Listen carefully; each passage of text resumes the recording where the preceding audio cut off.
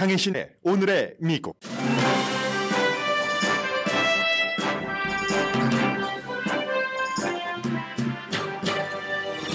연방 하원에서는 지금 차기 하원 의장을 뽑는 투표를 할 찰나입니다. 짐 조던 후보는 아직 당선 확정표를 갖고 있지는 못하는 듯 보이고, 공화당 연방 상원은 그가 하원 의장이 되는 것을 며칠 전보다는 조금 지원하는 분위기입니다. 오늘은 역사적인 날입니다. 블라디미르 푸틴은 이미 중국 땅을 밟았고, 바이든 대통령은 내일 이스라엘에 도착합니다. 바이든 대통령의 이스라엘 방문 목적은 중동 전쟁을 막기 위한 것부터 인질 구출 작전까지 너무나도 분명합니다. 이스라엘의 가자 지구에 대한 지상군 공격을 미루는 것도 포함됩니다. 백악관 앞에서는 이스라엘과 하마스의 휴전을 촉구하는 주이시 단체 시위에서 49명이 체포됐습니다. 블라디미르 푸틴 대통령과 시진핑 주석은 중동에서 미국이 아닌 대안 세력으로 나서길 희망합니다. 이번 사태는 미국의 외교 실패라고 입을 모으면서 하마스를 포함해 아랍 국가들을 가까이 하고 있습니다. 미국 기독교 대학 총장들이 이스라엘을 지지하는 성명을 발표했습니다. 이스라엘인의 고통과 하마스 통치를 받는 팔레스타인의 고통에 눈을 감을 수 없다는 성명입니다. 그러나 기독교 대학 총장들은 이스라엘의 가자 지구 공격으로 팔레스타인이 얼마나 고통받고 있는지는 말하지 않습니다.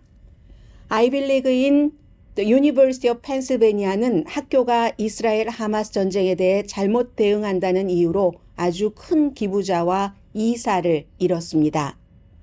트럼프 전 대통령이 오늘 한 달 사이에 4번째 법정 출두를 합니다. 민사 재판으로 증인인 전 자신의 해결사 마이클 코헨의 법정 출두와 스케줄을 같은 날로 맞췄는데, 코헨이 건강을 이유로 법정 출두를 연기했습니다.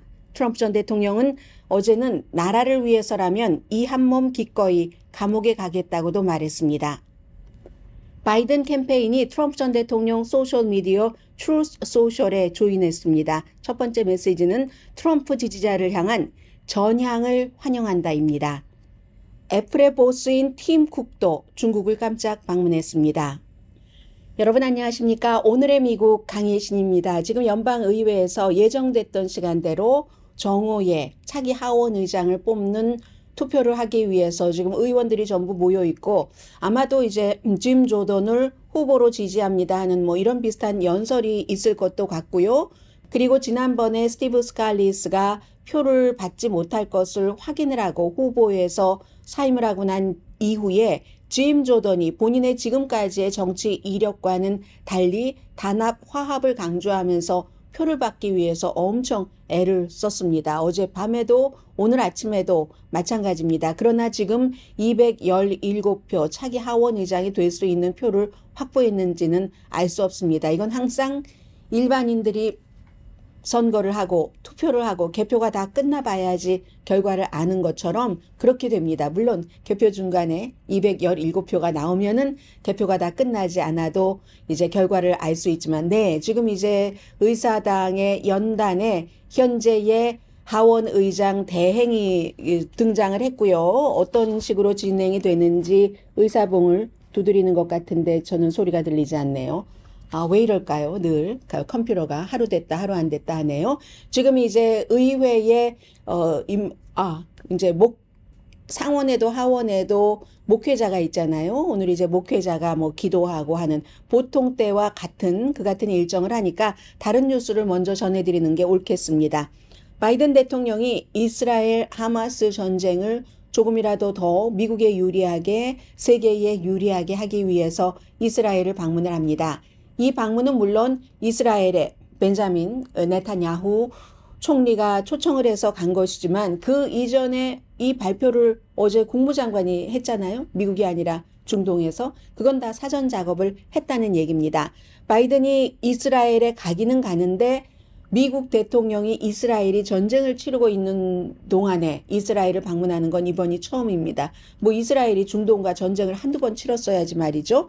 그래서 기본적으로는 왜 그 발표를 어제 중동에서 미국의 앤토니 블링컨 국무장관이 하게 됐는가? 미국이 요구한 것을 들어줘야지 간다 했답니다. 그 요구한 것은 기본적으로 가자에 있는 팔레스타인 주민에 대한 인도주의적인 구호, 그리고 좀 안전지대도 마련하기로 하고 물, 식량, 의료 지원, 지금 지난 주말에 미국이 굉장한 압박을 넣어서 물은 뭐 상당히 공급이 되고 있다고 하는데, 그런 것을 약속을 받고 이제 바이든 대통령이 이스라엘까지 가려면 공군기로 가도 한 10시간은 비행기를 타야지 되는데요. 그리고 나서는 또 요르단 암만에서 압둘라 왕, 요르단의 킹과 이집트의 압델파타 그 시시 대통령도 만나고, 그리고 이제 이스라엘의 서한 지구로부터 그 무하마드 아바스 팔레스타인 자치정부 수반이 요르단으로 가서 바이든 대통령과 또 다시 만나게 됩니다. 그래서 미국의 국무장관의 그 전초 작업이라는 것은 지금 네타냐후를 몇 번을 만나고 이집트, 카타르, 사우디아라비아 등등을 막 중동 국가들을 여러 번 다니면서 지도자들을 전부 만나서 앞서 말씀드린 것과 같은 미국의 중요한 목표는 지금 중동 전쟁이 일어나지 않는 그런 거죠. 또 다른 중동 전쟁이. 그래서 지난 며칠 동안 미국은 말 그대로 격동의 외교를 했습니다. 이 미국이 격동의 외교를 하면서 얻으려고 하는 것이 무엇인지 그것을 좀 이 시간에는 전해드리겠습니다. 그래서 지금부터 한 10분 정도는 미국이 이스라엘에 대해서 이번 전쟁에서 얻으려고 하는 것, 그것은 이번 전쟁이 어떤 방향으로 어떤 식으로 진행될 가능성이 높다는 것을 의미하고 있기도 하기 때문에 전해드리겠습니다. 4가지로 정리를 했습니다. 여러 매체를 전부 그 종합을 했는데, 주로 이제 이 부분에 대해서는 이스라엘계 신문이면서도 뭐 비교적 상당히 친이스라엘적이기도 하지만 공평하기도 한 뉴욕타임즈를 많이 참고를 했습니다. 첫 번째, 이스라엘을 지지하기 위해서 간다. 네, 아직 투표가 진행된 건 아니죠. 네, 제가 지금 소리가 안 들리니까 굉장히 답답하네요. 자, 그래서 이스라엘을 지지한다는 것을 보여주기 위해서 하마스의 공격으로 1,400명 이상이 사망하고 굉장히 야만적인 방법으로 살해를 했고 최소한 199명, 이 가운데 미국 인질이 한 5명 정도는 적어도 있을 것으로 미국에서는 파악하고 있습니다. 이번 사태에 대해서 이스라엘이 공격을 받았으니까 대응을 하는 것이 맞다. 가자 침공을 막지는 않는다는 겁니다. 바이든 대통령이 이미 그 일요일에 그 60미닛과의 인터뷰에서 이스라엘은 홀로코스트만큼 정말 야만적인 행위를 한 사람들을 쫓고 있기 때문에 거기에 대해서 당연히 대응을 해야지 된다라고 얘기를 했죠. 그리고 이제 미국 사람들은, 미국의 이제 이스라엘 중동 문제 전문가, 행정부에서의 전문가들은 중동 국가에 테러리즘은 도움이 되지 않는다 하는 것을 굉장히 그 전달을 하기를 원하고, 그리고 다른 국가에도 그렇기 때문에 이스라엘이 하마스의 이건 완전히 그 대학살 테러였잖아요. 그런 것들은 이걸 하면은 반드시 벌을 받을 거야 하는 것을 보여주는 것도 미국의 목표이기도 합니다. 이건 이제 이스라엘이 2006년도에 레바논에 이제 헤즈볼라라는 무장단체가 그 국경이 있으니까 아랍 쪽이니까 전부 이스라엘 군인 2명을 납치했습니다. 그때 이스라엘이 얼마나 가혹하게 보복을 하든지, 그때 그 헤즈볼라 리더가 지금도 헤즈볼라 리더인데, 야, 내가 그렇게 나중에 당할 줄 알았으면 그렇게 안 했지. 당연히 이스라엘군 2사람 내가 그거 납치 안 했지. 이렇게 얘기를 했을 정도거든요. 그런 것을 또 이번에 보여주고 싶어 하는 겁니다. 하산 그 나스랄라, 그때의 헤즈볼라 지도자가 지금도 헤즈볼라 지도자고, 이스라엘도 더 이상은 우리가 하마스의 가자 컨트롤을 용납하지 않는다. 이건 굉장히 네타냐후로서는 이중적인, 이율배반적인 행위입니다. 사실은 하마스가 어느 정도 커서 서한 지구에 있는 팔레스타인 자치정부와 서로 견제라기보다 이간을 해서 팔레스타인을 약화시키려고 했었던 것이 벤자민 네타냐후였습니다. 그런데 이걸 이제 이렇게까지 컸어? 하마스가 이렇게까지 이스라엘을 들어와서 불과 한 1,500명이 들어갔다고 하거든요. 무슨 뭐 바다 쪽으로, 하늘에서 땅으로 1,500명 정도가 그렇게 이스라엘을 손을 못 쓰게 할지는 짐작을 못한 거죠. 이거 벤자민 네타냐후의 실수입니다. 그런데 그러한 네타냐후가 더 이상은 가자에서 하마스가 컨트롤하는 것을 용납하지 않는다라고 보여주고 싶은 것이고요. 그리고 이제 미국의 국무장관이 지난 며칠 동안 계속 해왔던 그 대화 가운데 하나가 아랍 국가에 절대로 그 하마스는 이길 수가 없다. 이런 것을 자꾸만 상기시킨다는 거죠. 그래서 만약에 이 하마스의 지도자들이 어떻게 다 체포되고 살해될 수 있는지에 대한 그림을 미국에서 이제 국무장관이 쭉 다니면서 아랍 국가 지도자들에게 얘기를 했다는 겁니다. 그래서 바이든 대통령이 가는 첫 번째 목적, 이스라엘을 지지하기 위해서. 두 번째, 이게 미국으로선 제일 중요한 거죠. 바이든 대통령이 지금 가장 두려워하는 것은 중동의 여러 가지가 악화돼서 인명 손실 많이 나는 것이요. 그러면 이제 미국의 중동 정책 얘기 또 나오니까요. 그리고 또 다른 것은 우크라이나를 지원하기가 힘들어지게 되는 겁니다. 여기에 자꾸만 뭔가가 들어가야지 되니까. 게다 대고 모든 세계 사람들이 영향을 받을 오일, 이 유가가 상승함으로 인하면 미국도 그렇고 세계도 그렇고 경기가 침체될 수 있습니다. 지금 계속해서 미국이 연착륙이다, 경기 괜찮을 것이다 하는 얘기가 나오는데 여기에 중동에서 전쟁이 확산되면 찬물 확 끼얹어 버리는 겁니다. 그럴듯한 정말 확산될 것 같아 하는 것은 이스라엘 그 북쪽이고 레바논 남쪽에 거기에서의 여러 그 전투 같은 것 있는 것, 그리고 심지어 이란은 어제 우리는 선제 공격도 할 수 있어 이스라엘에 대해서 이러한 그 포고 비슷한 것을 했는데요. 그러니까 미국의 국무장관이 열심히 다니면서 몇 번씩 돌면서 카타르 정부에서도 이란이 더 이상 개입하지 않게 국가들이 힘을 써줘라 이런 것들을 얘기를 하고, 바이든 행정부도 막 전함을 여러 척을 이스라엘에 보내고 뭐 미군이 뭐 2천여 명이 어쨌든 투입이 된다고 하고, 지상군은 아니지만 그러한 문제, 만약에 헤즈볼라가 이스라엘과 전쟁을 하고 하면은 그건 미국이 가만히 있지 않겠다. 그야말로 몰살시킬 수 있어 헤즈볼라를, 이런 두려움을 갖게 한다는 거죠. 이건 굉장히 의미가 있는 무력 시위다 하는 게 브루킹스 연구소의 중동 전문가인 네이탄 삭스 씨가 하는 얘기고요. 해서 미국에서는 지금 헤즈볼라 지도자인 나스랄라가 이란과 전면전을 원치 않는 것으로 봅니다. 그 지도자는. 그리고 심지어 에우드 바락 전 이스라엘 총리도 북경은 상관없을 것이다. 그리고 워낙에 이스라엘 군대가 많이 가 있기 때문에 라고 얘기를 하지만, 지금 지도를 보면은요, 지도에서 각 언론 매체에서 이스라엘과 그 레바논의 헤즈볼라들이 막 싸우는 것을 표시해 놓은 것을 보면은요, 보통 싸울 때 빨간색으로 표시를 하잖아요. 빨간색이 점점 늘어갑니다. 지도는 그렇게 보여주지 않는데 지금 이스라엘의 전 총리라든가 많은 전문가들이 미국이 무서워서도 헤즈볼라가 함부로 하지 않을 것이다 라고 보고 있고, 이게 이제 바이든 대통령으로서 중요한 거고요. 세 번째는 감정 이전의 전략이어야지 된다 하는 것을 강조하고 싶어 합니다. 지금 이스라엘 사람들이 얼마나, 이스라엘 사람들이 아닌 사람들도 아이들이 막 숨지고 참수당하고 여성을 옷을 벗겨서 인질로 데려가면서 질질 끌고 가고 하는 것을 보면은 피가 거꾸로 솟아오른다는 말보다 더한 표현이 있으면 더한 표현을 할 겁니다. 그럴 때의 판단은 어떻게 되겠습니까?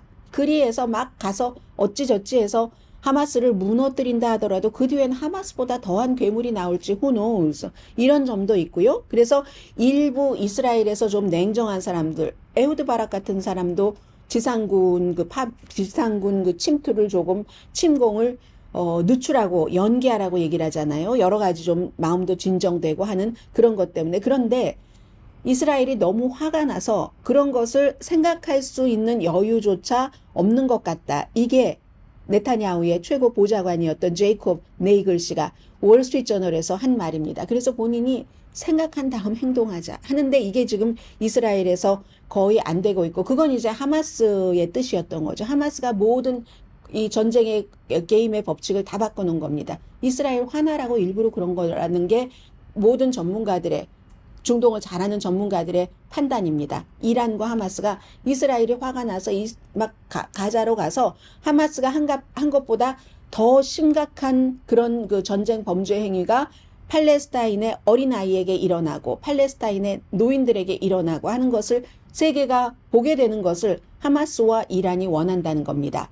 그래서 이제 이런 것이요, 감정 이전의 전략이다. 만약에 이스라엘이 팔레스타인 가자 지구에서 사상자를 고려하지 않고 전쟁을 마구 하마스를 그냥 디스트로이 시키겠다고 밀어붙이고 나면은, 그러면은 이게 어떻게 되겠습니까? 하마스와 다른 아랍 국가들은 다 아랍입니다. 아랍의 피입니다. 그러니까 심지어 순위인 하마스와 시아파인 이란도 손을 잡는 것 아니겠습니까? 모든 아랍이 지금 이건 이스라엘은 그렇잖아도 미운데 이건 우리가 요즘 좀 잘 해보려고 했는데 뭐 에브라임 어콜드니 뭐니 해서 이건 안 되겠어 하고 쉽게 돌아갈 수 있다는 겁니다. 그 아랍 쪽으로. 그래서 이제 이러한 그 목적이고요. 해서 이스라엘의 복수, 자기 방어, 또 그러나 동시에 억제할 필요도 있다 하는 게 이제 바이든 대통령의 미국이 이스라엘에 굉장히 강조를 하는 거고, 그리고 만약에 그렇지 않았을 경우 단기적으로 뭐 하마스 무너뜨리고 이렇게 저렇게 했다 할지라도 장기적으로는 너무 과잉 반응을 했을 때 굉장히 나쁜 결과가 나오니까, 그게 바로 이 에우드 바락도 얘기를 했고 미국도 좀 지상군 그 투입을 좀 늦춰줬으면 하는 것을 계속 지금, 왜 지상군이 그 첫날부터 다 뭐 그 국경에 배치하고 있다고 하는데 안 들어가 하는 게 이제 미국이 원하는 것이기도 하는 겁니다. 조금 천천히, 조금 더 진정하고 그런 것이고요. 그래서 그럴 때 이제 가자지구 사람들이 지금 뭐 갈 데도 없는데 뭐 도피하라고 하고 물도 안 주고 뭐도 안 주잖아요. 근데 충분히 아무튼 시간을 준다는 거죠. 팔레스타인 주민들에게도 충분한 시간은 없겠습니다만은. 그래서 지금 이스라엘에서도요, 군인들이 군 막 그 지도자들이 기자들에게 본인들의 어떤 무슨 여러 가지를 보여준대요. 이 뉴욕타임스 기자한테도 가자 사람들이 어느 쪽으로 대피할 수 있는지 우리가 이렇게 대피로도 열어뒀다는 것을 휴대폰으로 추적하는 그 시스템 같은 것 있잖아요. 그런 것도 이제 보여준다고 하는데, 그러면서도 또 그 불가피하게 사람들이 대피하는 통로를 공습하기도 하죠. 아무튼 그래서 장기적으로 보면 지금 이스라엘로서는 굉장히 어려운 선택이 있는 거고, 그리고 경고를 하고 공습을 하면 하마스가 도망치고, 아무튼 이런 문제예요. 그럼에도 불구하고 워싱턴 포스트 같은 경우는 더 나은 미래를 상상할 수 있다고 얘기합니다. 이건 하마스가 가자지구에서 나가고 2006년도에 팔레스타인 사람들이 팔레스타인 자치정부 너무 물렁물렁해서 못 믿겠어 하고 하마스를 당으로 택했잖아요. 그런데 하마스가 뽑아지고 어느 정도 이제 지금으로서는 아랍 국가들이 거기에 들어가서 평화유지군을 할 뜻이 없다고 하지만, 그래서 미국이 지금 아주 정말 뭐 발품을 팔면서 아랍 국가들을 설득시키는 거잖아요. 국무장관이 먼저 갔고 다시 이제 대통령이 가고, 그리고 나서 그 뒤에 조금 온건한 서한 지구에서 팔레스타인 자치정부가 가자까지를 이렇게 할 수 있도록 하는 그런 희망은 있다고 보는 거죠. 그러면 이제 아랍 국가들도 야, 혼란해서 우리도 벗어날 수 있겠구나 하고 조금 안심을 한다는 얘기고요. 마지막으로 바이든 대통령이 지금 이스라엘에 가는 목적은 두 번째와 마찬가지로 중동 전쟁이 확산되지 않는 것과 마찬가지로 미국이 중요한 인질 구출입니다. 바이든 대통령이 인질로 잡혀있는 미국 사람들을 구하는 것, 그런 안전을 생각하는 것보다 최우선은 없다고 얘기를 했잖아요. 가자지구에 있는 한 500명 정도는 뭐 어찌어찌 하여 이집트가 문을 열어주게 되면은 그쪽으로 나올 수 있으니까 5명 이상, 제가 앞서 5명이라고 말씀드렸는데 5명 이상이 미국 인질이랍니다. 미국이 파악하고 있기로는. 그래서 지금 외교적으로도 엄청나게 막 하는데, 하마스가 오늘 아침에도 얘기를 했잖아요. 인질 석방은 없다라고 얘기를 했고, 그래서 많은 전문가들은 하마스가 인질을 석방할 가능성은 적어도 당분간은 없습니다. 그게 너무너무 밸류어블한 가치인데, 그런데 왜 그걸 석방을 하겠습니까? 거의 없다고 믿고, 그렇게 되면은 미국은 이스라엘의 인질 구출 작전에 조언을 할 가능성이 높습니다. 국무장관도 얘기를 했잖아요. 인질 구출 작전에는 미국이 개입을 할 수가 있다. 그러나 지상군, 이스라엘이 가자지구로 들어가는 지상군에는 들어가지 않다. 아무튼 이러한 4가지 목적을 가지고 바이든 대통령이 이스라엘을 방문을 하는데, 굉장히 위험할 뿐만이 아니라 성공하지 않으면, 그리고 나서 기본적으로는 넘버 1 이스라엘을 지지한 거잖아요. 이스라엘 침공. 그리고 넘버 2가 이제 더 확산되는 걸 막는 거고, 넘버 3가 감정보다는 좀 전략을 앞세우자. 넘버 4가 인질이었는데, 이 4가지 중에서 뭐 3가지 정도만 어느 정도 완성이 돼도 괜찮은데, 그렇지 않으면 바이든 대통령 지금 도박하는 겁니다. 이 상황에 여러 가지 스케줄 다 취소하고 나서, 그리고 나서 기본적으로 넘버 1에 이스라엘이 가자를 침공하는 것을 미국이 지지를 했기 때문에, 그렇게 되는 경우는 이스라엘의 가자 침공에 영원히 또 미국 대통령 조 바이든이 묶여버리게 되는 거죠. 그래서 도박이라고 말씀드렸습니다.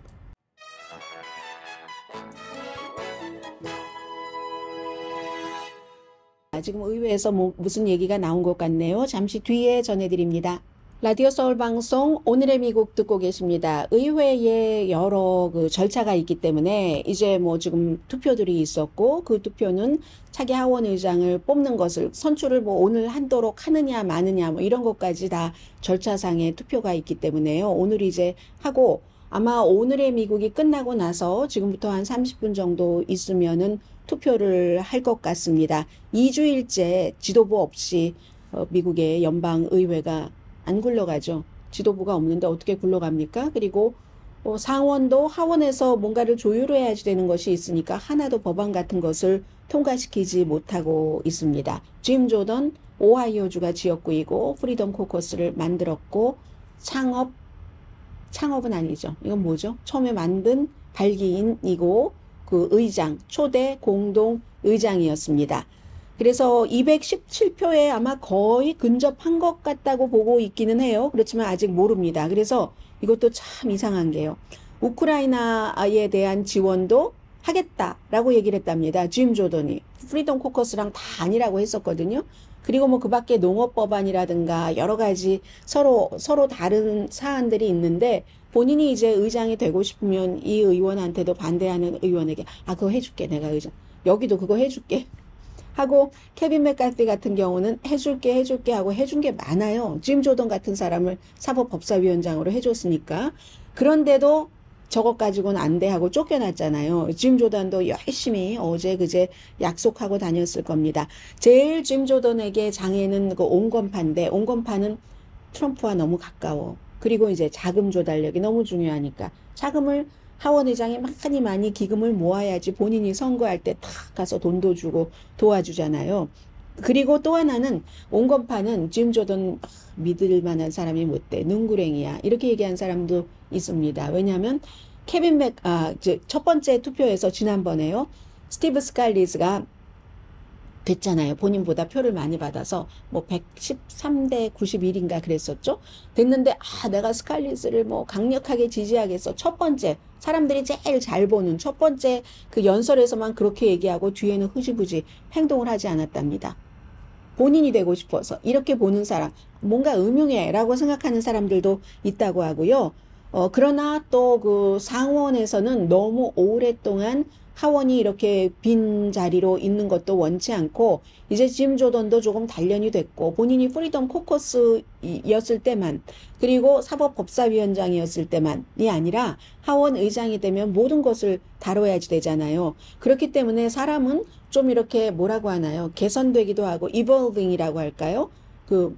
이렇게 조금 뭔가 달라지는 거 있잖아요. 변화하는 것도 있으니까 그걸 좀 기대해 봐야 되지 않을까? 이렇게 오랫동안 공석일 수는 없어. 물론 가장 보수적인 사람이기는 했지만 오죽하면 존 베이너라는 공화당의 하원 의장이 본인이 프리덤 코커스에 의해서 거의 밀려나듯이 사임하면서 저 프리덤 코커스는 입법부의 테러리스트들이야 이렇게 얘기를 했겠느냐 하지만 그때와 지금 조금 달라진 면도 있고 변화하고 있다고 하니까 공백을 메우자 하는 분위기가 지금 상원에서는 많이 나온답니다. 더군다나 이스라엘이나 우크라이나에 대한 그 자금에 대해서 좀 투표를 허용한다고 하니까 그렇게 될 경우 민주당에서 한두 표 줄지 지난번에 케빈 맥카티는 전혀 추가로 민주당에게 해줄 게 없다 해서 민주당에서 표를 안 줬다고 하잖아요. 지금 알 수는 없고요. 16년 동안 의회에 재임하고 있는 짐 조던 오하이오주의 하원 의원입니다.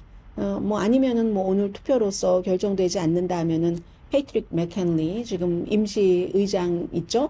임시 의장이 30일이라든가 90일이라든가 조금 더 의장으로서의 실제 의장으로서의 역할을 하고 또 권한도 좀 많이 주고 왜냐하면 17일에 11월 달에 또 연방정부 문을 닫을 수도 있는 상황도 있고 그리고 지금은 공화당 하원이건 상원이건 이스라엘을 도와주고 싶은 마음이 너무 강합니다.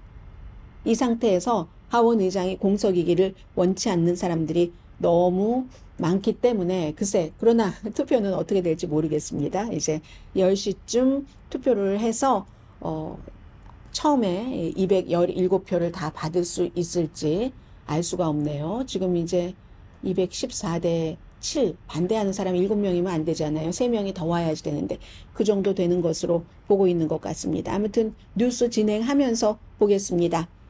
트럼프 전 대통령이 오늘 4번째 민사재판에 참석을 하는데 자발적인 출두입니다. 안 나가도 되는데 왜 나가냐면 이제 딱 무서운 얼굴 하고 있잖아요. 요즘에 재판장에 가면은 그 마이클 코엔에게 딱 그 압도하기 위한 의도가 있었던 거죠. 오늘 이제 본인을 이 민사재판이 막 사업하고 막 이런 여러 가지 문제 등등에 대해서 많은 언론과 인터뷰도 하고 뭐 증언도 하고 있었던 마이클 코엔이 나오는 증인으로 출석하는 그런 재판이거든요. 그래서 트럼프 전 대통령이 한 달 사이에 지금 4번째 법정에 출두하는 겁니다. 그런데 아니 이게 웬걸? 트럼프 전 대통령 화날 것 같은데 원래 법정에 잘 안 나가고 다 변호사들 시키잖아요. 또 근데 안 나가도 되는 걸 지금 나가는 겁니다. 첫 번째는 내가 이렇게 박해받고 있다 하는 것을 지지자들에게 보여주기 위해서, 두 번째는 오늘 사안이 사안이인 만큼 마이클 코엔을 내가 저 법정에서 압도해야지 되겠어. 무서운 눈빛으로. 이런 것도 있었겠죠. 그런데 코엔이 연기를 해버렸네요. 2019년 뭐 여러 가지 그 자산 가치를 부풀렸다고 증언하기로 했는데 건강상의 이유로 그랬고요.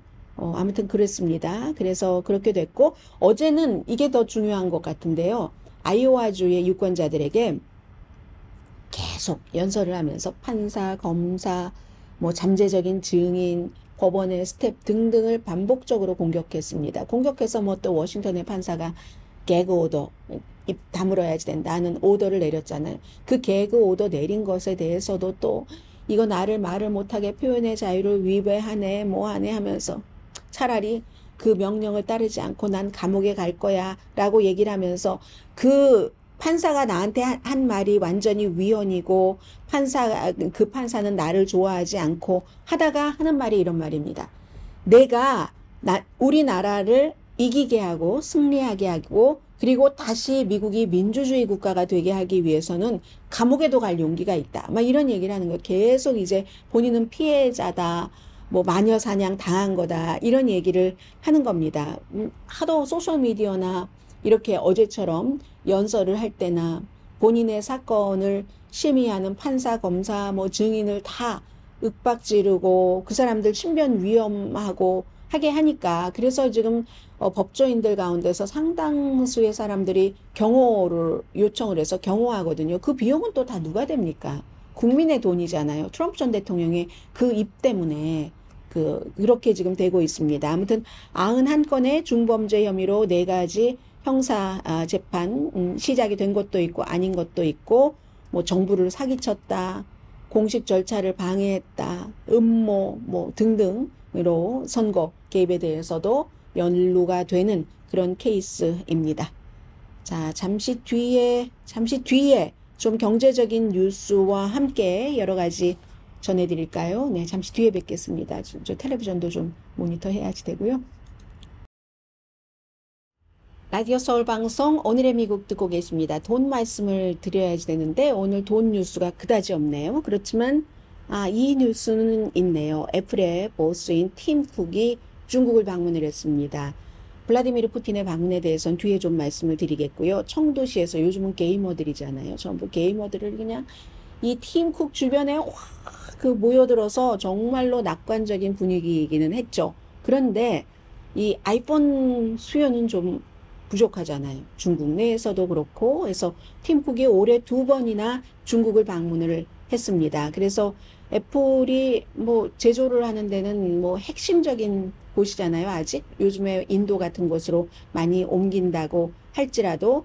그래서 이제 애플이 지금 뭐 한 30년 아니 팀 쿡이 그것만 보면, 팀 쿡의 애플 CEO만 보면 2011년 스티브 잡스가 숨진 때가 벌써 그렇게 오래됐나요?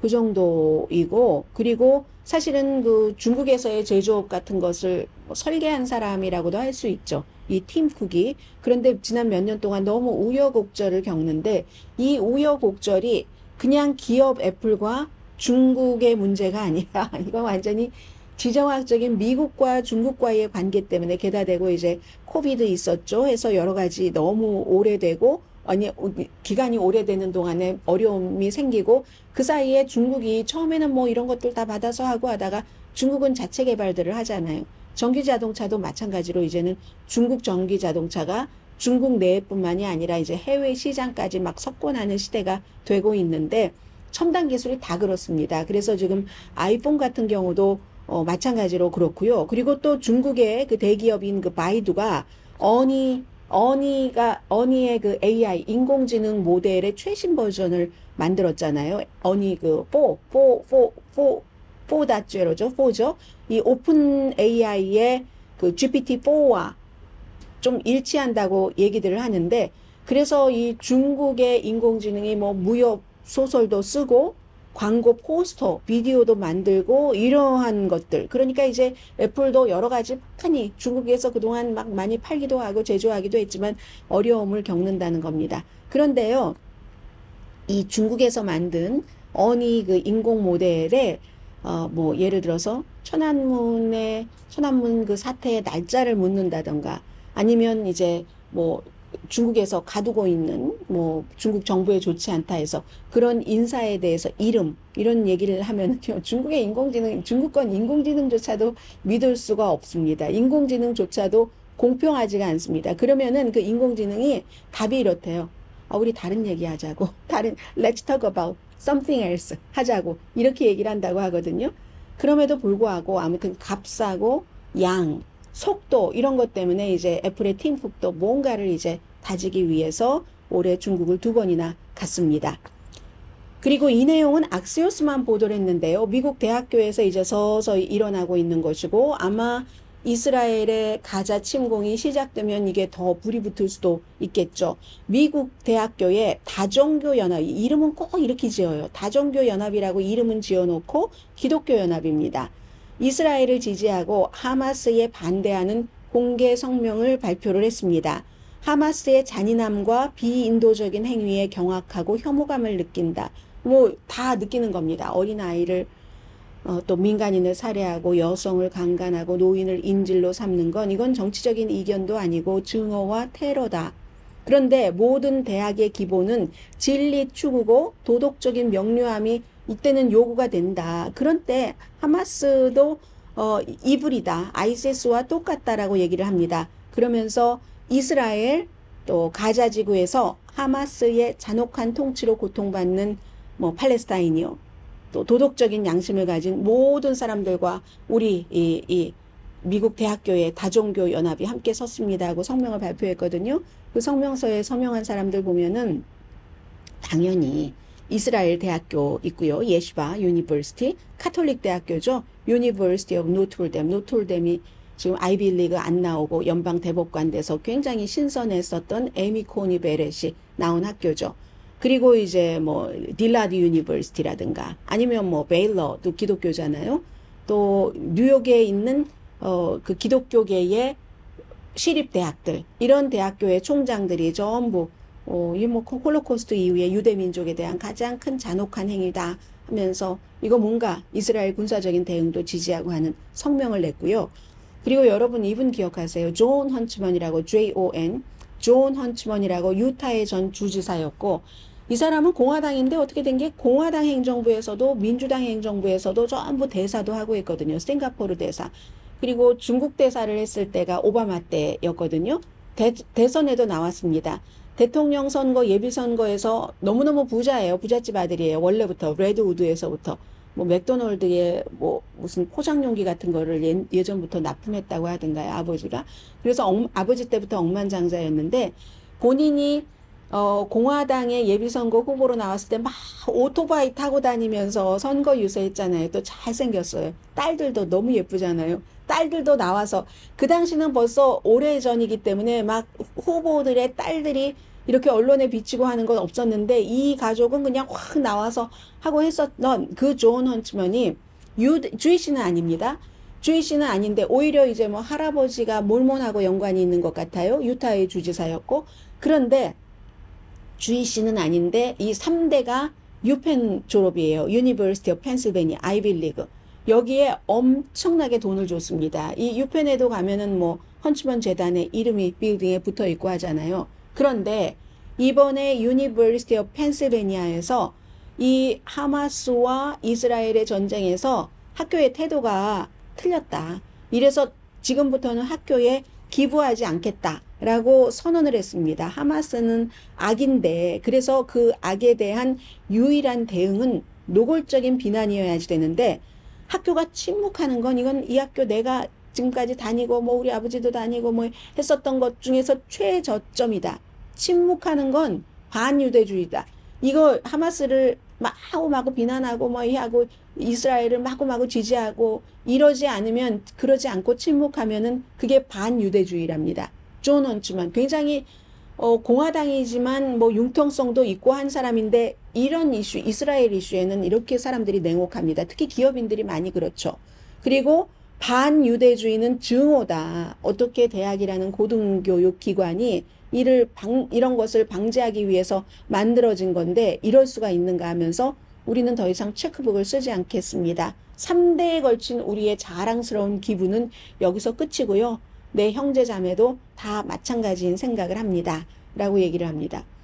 그러니까 이게 그 존 헌츠만이 유펜에 입학할 때 도네이션 입학이었는지 레가시 입학이었는지 아니면 공부도 잘해서 도네이션 레가시 공부도 잘한 모든 것에 다 입학이었는지는 모르지만 굉장히 아무튼 이 점에 대해서는 빡빡하게 한다 하는 것을 알 수 있고요. 그리고 또 뭐 이런 비난도 했네요. 하마스 공격하기 이전에도 지난달에 팔레스타인 문학 페스티벌을 열었는데 거기에서 반유대주의적인 말을 과거에 했었던 적이 있는 사람을 뭔가 연사로 초대를 했다는 거예요.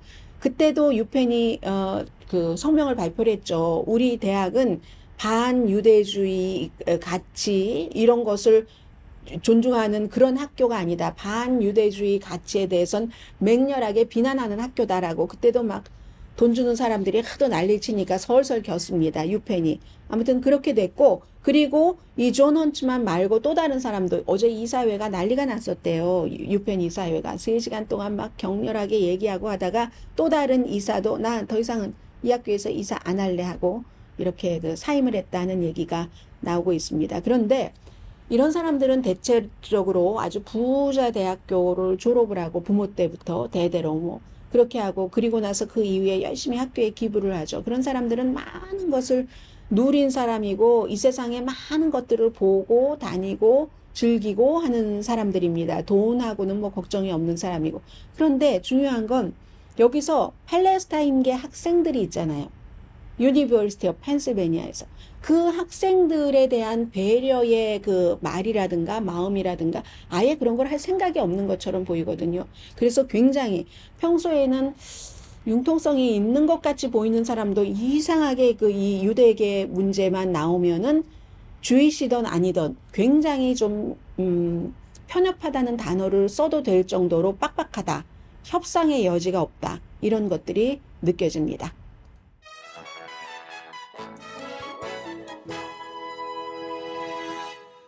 라디오 서울 방송 오늘의 미국 듣고 계십니다. 지금 의회에서는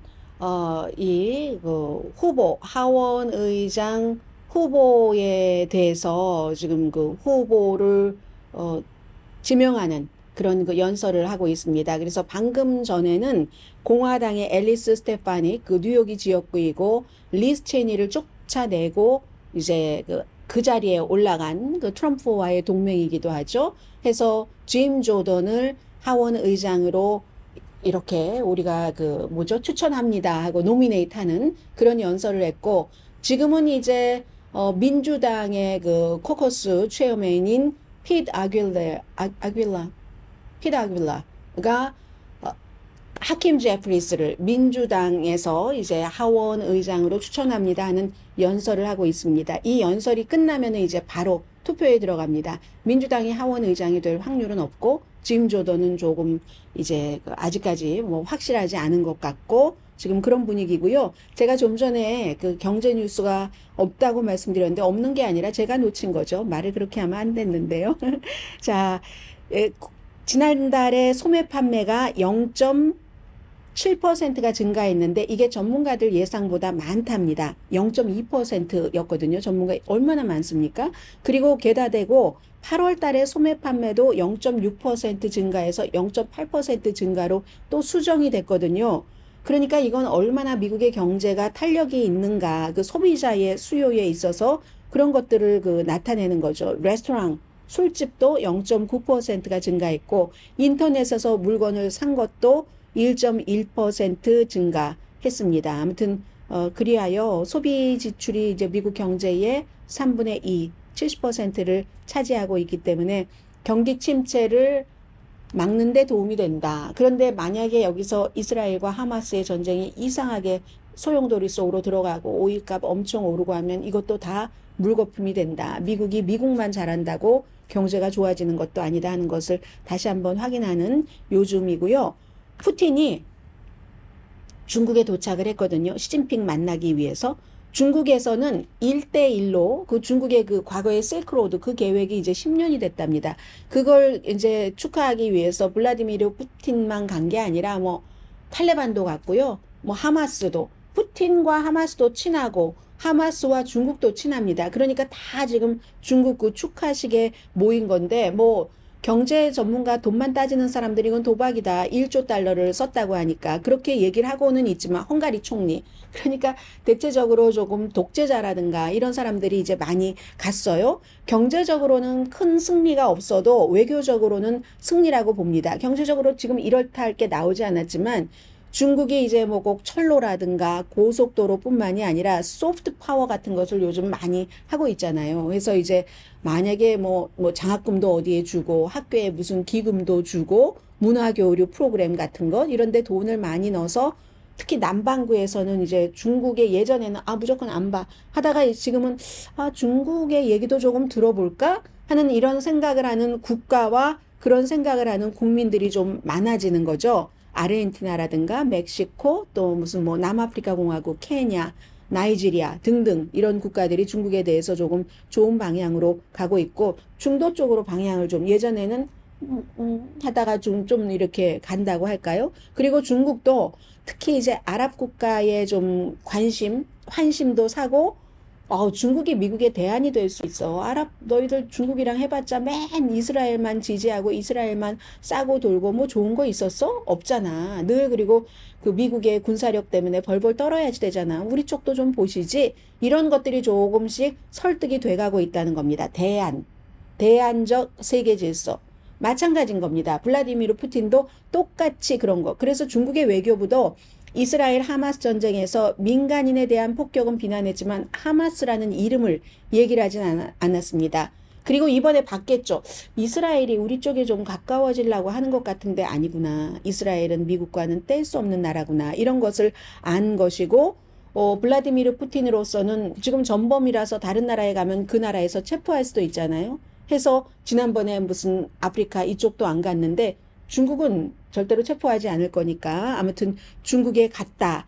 지금 이러한 내용들이 들어오고 있고요. 의회에서는 지금 낸시 펠로시 하원의장 열심히 하킴 제프리스를 이제 후보로 지지합니다 하는데 일어서서 민주당 전원이 박수를 치고 있습니다. 그리고 10시에 차기 하원의장 투표 진행됩니다. 바이든 캠페인이요.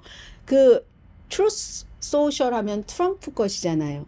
트럼프의 놀이터이기도 하고 사업적으로도 트럼프 것인데 여기에 딱 어카운트를 개설을 했습니다. 그리고는 X 트위터에 쓰기를 여기요 트루스 소셜에는 트루스라는 진실은 거의 없지만 조금 재미있을 것 같아서 시작했어요. 자기 편이 될 만한 사람들 유권자들을 찾는 그런 그 과정인 거죠. 강혜신이었습니다.